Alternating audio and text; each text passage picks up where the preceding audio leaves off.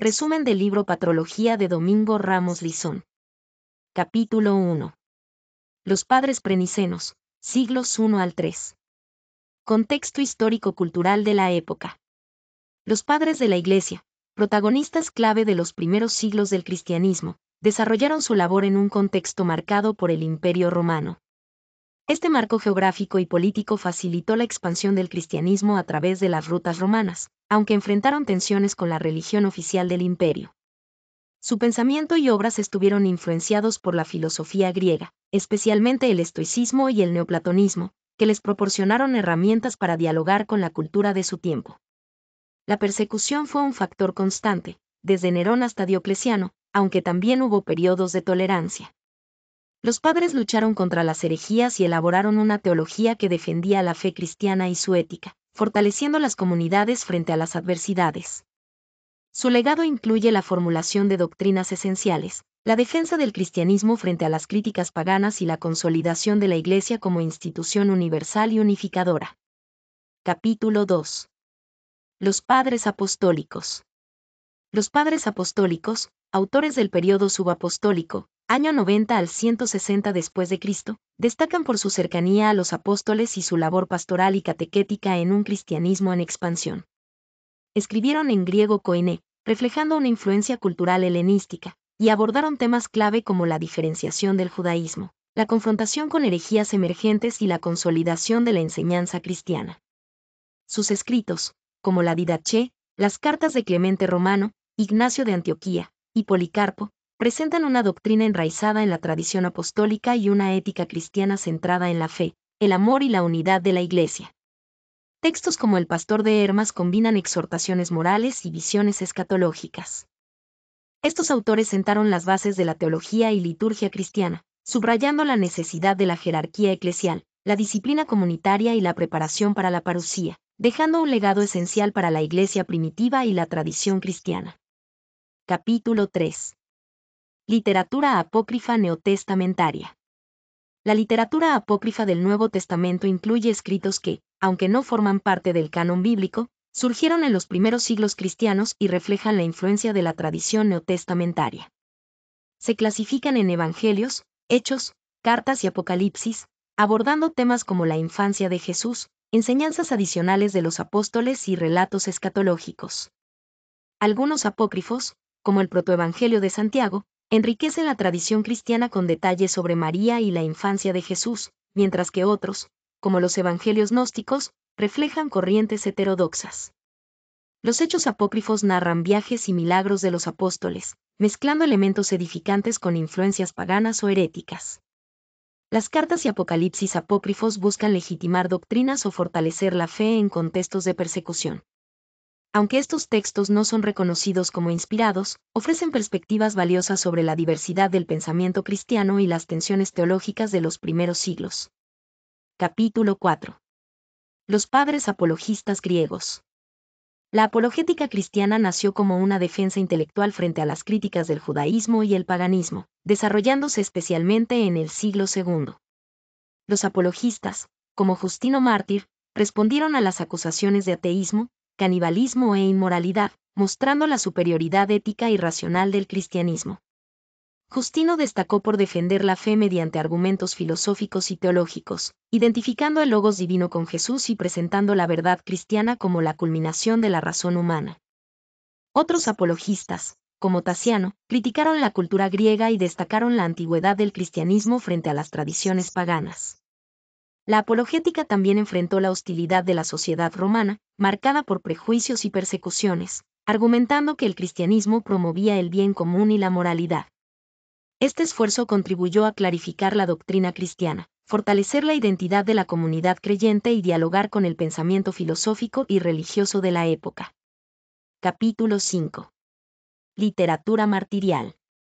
La literatura martirial cristiana, nacida durante las persecuciones de los primeros siglos, documenta los procesos y testimonios de quienes murieron por su fe. Inspirada en tradiciones judías, esta literatura se divide en actas judiciales, narraciones de testigos y relatos elaborados o legendarios. Textos destacados como las Actas de San Justino y la Pasión de Perpetua y Felicidad combinan elementos históricos, espirituales y litúrgicos. Estos relatos presentan el martirio como imitación de Cristo, resaltando paralelismos entre la pasión de los mártires y la de Jesús. Los mártires son exaltados como modelos de virtud y fe, con una espiritualidad marcada por el sacrificio y la esperanza de unión con Dios. Además, el martirio fue concebido como un bautismo de sangre, visto como el culmen de la vida cristiana. Estos textos, además de su dimensión religiosa, contribuyeron al desarrollo de la identidad y espiritualidad de las primeras comunidades cristianas. Capítulo 6. Literatura heterodoxa. La reacción cristiana antiherética. El gnosticismo, una de las principales herejías de los siglos II y III, intentó responder a interrogantes fundamentales sobre la existencia humana, el mal y el destino, a través de una cosmovisión dualista. Según esta doctrina, un Dios trascendente creó la existencia, pero el mundo material, considerado intrínsecamente malo, fue obra de un demiurgo. Los gnósticos promovían un conocimiento secreto como vía de salvación para liberarse de la materia y regresar al verdadero Dios. Basílides y Valentín fueron figuras destacadas que desarrollaron complejos sistemas mitológicos. La Iglesia respondió a estas ideas a través de autores como Ireneo de León, quien en su obra Adversus a Hereses refutó el pensamiento gnóstico defendiendo la unidad de fe y el papel de la Sagrada Escritura. El hallazgo de textos gnósticos en Nag Hammadi en 1945 amplió el conocimiento sobre este movimiento, evidenciando su influencia en el cristianismo primitivo y en corrientes filosóficas posteriores. Capítulo 7. Los inicios de las escuelas catequéticas. Los alejandrinos. Alejandría, fundada por Alejandro Magno y conocida por su destacada biblioteca y actividades culturales, fue un centro clave del cristianismo temprano, albergando una importante comunidad judía y la traducción de los 70. Esta ciudad fue cuna de la escuela catequética de Alejandría, influida por la filosofía platónica y la exégesis alegórica del Antiguo Testamento. Figuras como Panteno, Clemente y Orígenes moldearon esta institución, combinando el pensamiento helenístico con las verdades cristianas. Orígenes, su principal exponente, desarrolló un enfoque teológico basado en la interpretación literal, moral y espiritual de las Escrituras, integrando elementos neoplatónicos. Su contribución incluyó la defensa del cristianismo frente al gnosticismo, la creación del Hexapla y su influyente teología espiritual. Aunque controversial en algunos aspectos, su legado marcó profundamente la teología patrística, influyendo en figuras posteriores como los capadocios y estableciendo la base de la interpretación bíblica y la educación cristiana en la antigüedad. Capítulo 8. Los comienzos de la literatura latina cristiana. Los inicios de la literatura latina cristiana surgieron en el norte de África, donde la lengua latina, en lugar del griego, sirvió como vehículo para expresar la fe. A finales del siglo II, ya existían traducciones latinas de la Biblia, como la Vetus Latina, que precedieron a la Vulgata de San Jerónimo en el siglo IV. Tertuliano, nacido en Cartago, se destacó como el primer escritor cristiano en latín, fusionando retórica, derecho y teología en sus obras. Produjo textos apologéticos y doctrinales contra herejías como el marcionismo y el gnosticismo, utilizando conceptos innovadores como Trinidad y persona. Minucio Félix, también de origen africano, escribió Octavios, una defensa del cristianismo dirigida a paganos cultos. Cipriano de Cartago, otro influyente autor, abordó cuestiones pastorales, de unidad eclesial y teología sacramental, marcando el desarrollo teológico y eclesiológico en un contexto de persecución y crisis doctrinal. Capítulo 9. La Edad de Oro de la Patrística. Año 325 al 451, características generales de este periodo. El periodo entre los concilios de Nicea y Calcedonia es conocido como la Edad de Oro de la Patrística, destacando por la contribución de grandes padres de la Iglesia como Atanasio, los Capadocios, Juan Crisóstomo y Agustín. Este tiempo estuvo marcado por un cambio político-cultural tras la legalización del cristianismo bajo Constantino, promoviendo su expansión y estructura. La Iglesia vivió transformaciones significativas en la formación del clero, el catecumenado y la piedad popular, con un énfasis en el bautismo, la devoción a la cruz y el culto a los mártires. El monacato floreció con figuras como Antonio y Pacomio, introduciendo ideales de vida anacorética y cenobítica. Simultáneamente, surgieron desafíos doctrinales como el arrianismo y el pelagianismo, que fueron confrontados mediante concilios y teólogos influyentes. Este periodo consolidó una síntesis entre filosofía y teología cristiana, dejando una impronta duradera en la vida espiritual e intelectual de la Iglesia. Capítulo 10. La crisis arriana y la respuesta de los padres. En el siglo IV, la crisis arriana surgió de la doctrina de Arrio, quien, influido por el platonismo, negó la divinidad plena del Hijo, considerándolo una criatura engendrada y no coeterna con el Padre. Esta herejía generó una intensa controversia teológica y eclesiástica, enfrentando a Arrio con el obispo Alejandro de Alejandría y otros líderes. Constantino convocó el Concilio de Nicea en 325, donde se definió la consustancialidad del Hijo con el Padre mediante el término homousios, consolidando el credo niceno como la base de la ortodoxia cristiana. Sin embargo, el conflicto continuó con diversas facciones arrianas, como anomeos, homeos y homeusianos, que debatían matices sobre la relación entre el Padre y el Hijo. La figura de Atanasio de Alejandría destacó por su defensa de la fe nicena, enfrentando exilios y persecuciones. Finalmente, el arrianismo fue debilitado por el apoyo imperial a los nicenos y la consolidación doctrinal de los padres de la Iglesia. Capítulo 11. La segunda fase de la crisis arriana. Durante la segunda fase de la crisis arriana, se consolidaron los esfuerzos por superar las herejías que surgieron tras el Concilio de Nicea. En 362, Atanasio de Alejandría organizó un sínodo que definió la divinidad del Espíritu Santo y condenó el apolinarismo. Posteriormente, los capadocios, como Basilio de Cesarea, Gregorio de Nacianzo y Gregorio de Nisa, destacaron por su defensa teológica de la fe nicena, enfrentando las doctrinas erróneas sobre la Trinidad y la naturaleza de Cristo. Basilio contribuyó con obras dogmáticas y ascéticas, mientras que Gregorio de Nacianzo articuló conceptos clave sobre la Trinidad en discursos memorables. Gregorio de Nisa, por su parte, profundizó en la filosofía teológica, subrayando la unión hipostática de Cristo y elaborando una visión mística de la vida cristiana. Esta etapa culminó con el Concilio de Constantinopla en 381, que reafirmó la fe nicena y marcó un hito en la lucha contra las herejías. Capítulo 12. Literatura monástica del siglo IV y comienzos del V. La segunda fase de la crisis arriana fue marcada por esfuerzos decisivos para resolver las controversias doctrinales sobre la Trinidad y la naturaleza de Cristo. En el 362, Atanasio de Alejandría convocó el Sínodo de los Confesores, donde se definió la divinidad del Espíritu Santo y se condenó el apolinarismo. Los padres capadocios desempeñaron un papel crucial. Basilio de Cesarea profundizó en la teología trinitaria y promovió la vida monástica. Gregorio de Nacianzo destacó por sus discursos sobre la divinidad de Logos, y Gregorio de Nisa sobresalió en la especulación filosófica y mística.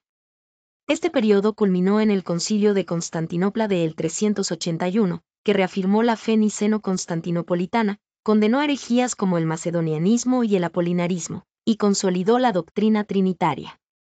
La unidad de los líderes eclesiásticos y su obra teológica permitió superar esta crisis y afianzar las bases del pensamiento cristiano ortodoxo. Capítulo 13. Escritores orientales del siglo IV.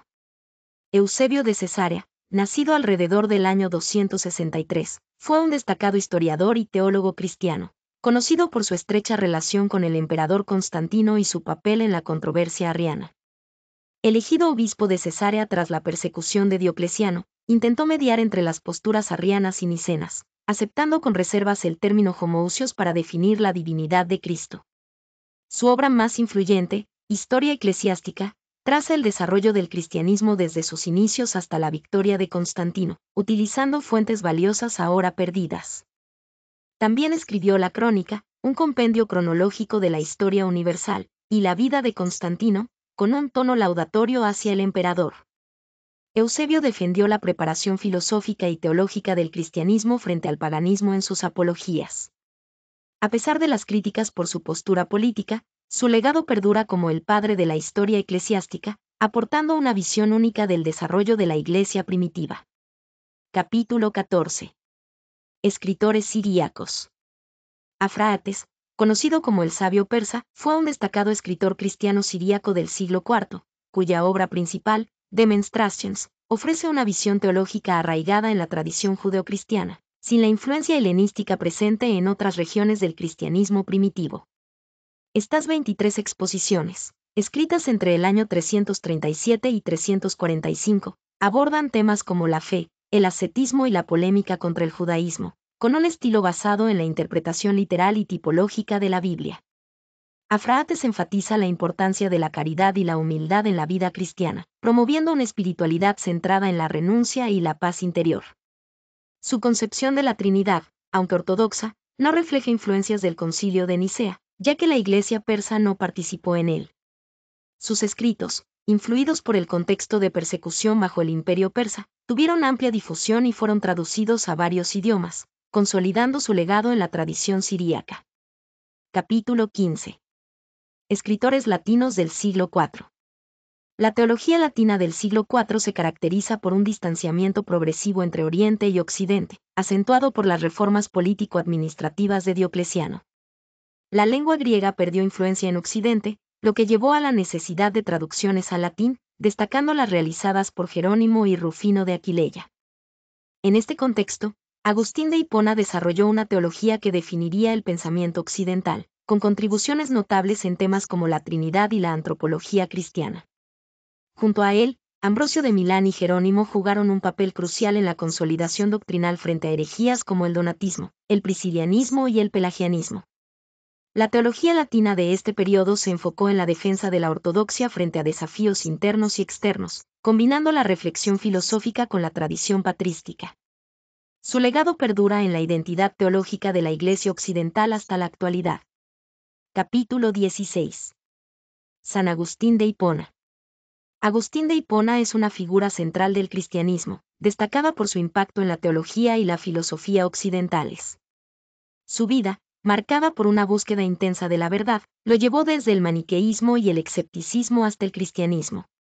Nacido en Tagaste en el año 354, recibió una educación clásica en retórica y filosofía, destacándose como maestro. Influido por Cicerón y los neoplatónicos, encontró en ellos respuestas parciales, pero fue la lectura de la Biblia y el contacto con San Ambrosio en Milán lo que transformó su perspectiva. Su conversión se selló con el bautismo en el año 387. Como obispo de Hipona, desarrolló una vasta producción literaria que abarca temas filosóficos, teológicos, exegéticos y pastorales, destacando obras como Confesiones y La ciudad de Dios. Su pensamiento sintetizó fe y razón, influyendo en el desarrollo doctrinal de la Iglesia y dejando un legado duradero en la historia intelectual cristiana. Capítulo 17.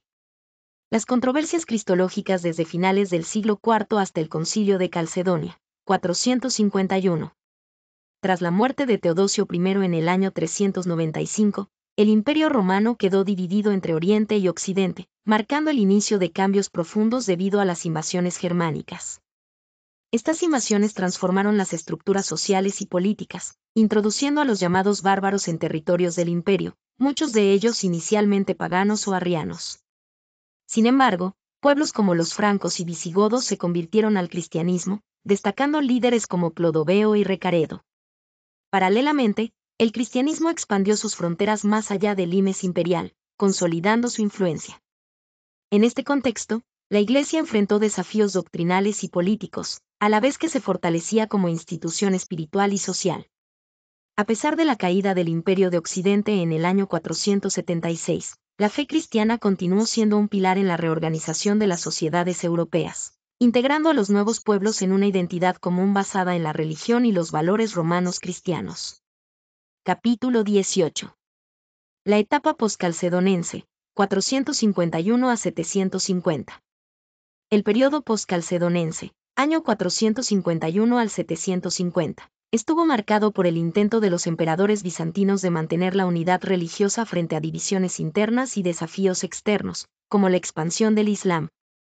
En Oriente, se buscó reconciliar las tensiones entre monofisitas y calcedonianos mediante fórmulas doctrinales, como el monotelismo, que intentaron unir las dos naturalezas de Cristo en una sola voluntad, pero generaron controversias y cismas.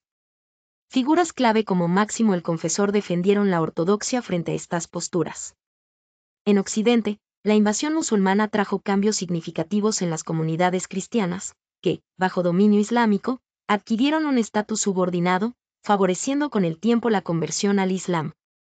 Paralelamente, surgieron figuras influyentes como el pseudo Dionisio, cuya teología mística y apofática influyó profundamente en la espiritualidad cristiana.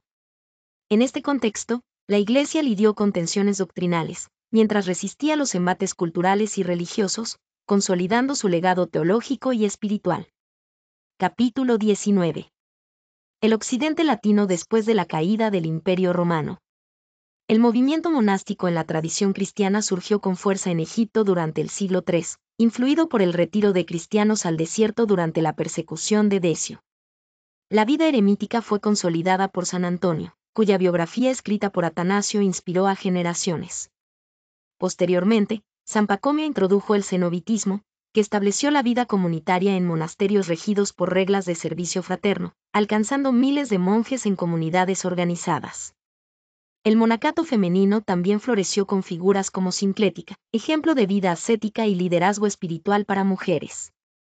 En el siglo IV y comienzos del V, el monacato evolucionó con influencias de la espiritualidad bíblica, adaptándose a contextos históricos y consolidándose como pilar de la Iglesia. La literatura monástica, como las reglas de Pacomio y los Apophthegmata Patrum, reflejó una profunda espiritualidad y un compromiso con la formación moral y religiosa de los monjes. Capítulo 20. Los padres hispanos. La literatura patrística hispana tuvo un desarrollo significativo desde el inicio de la predicación cristiana en la península ibérica hasta la invasión musulmana del año 711. Escritores como Gregorio de Elvira defendieron la ortodoxia contra el arrianismo, mientras que otros, como Paciano de Barcelona, combatieron movimientos como el novacianismo. En el siglo IV, figuras como Prisciliano, aunque controvertidas, marcaron debate sobre la doctrina cristiana, mientras Prudencio destacó en la poesía cristiana con obras como Sichomachia y Periste Panon. Durante el período visigodo, la conversión de los visigodos al catolicismo consolidó la unidad religiosa, con autores como Isidoro de Sevilla liderando el pensamiento teológico y cultural. Los concilios toledanos jugaron un papel crucial en la definición dogmática y en el desarrollo litúrgico. Aunque la invasión musulmana marcó el fin de esta etapa, el legado hispano influyó en el renacimiento cultural más allá de los Pirineos y en la tradición monástica y eclesiástica posterior.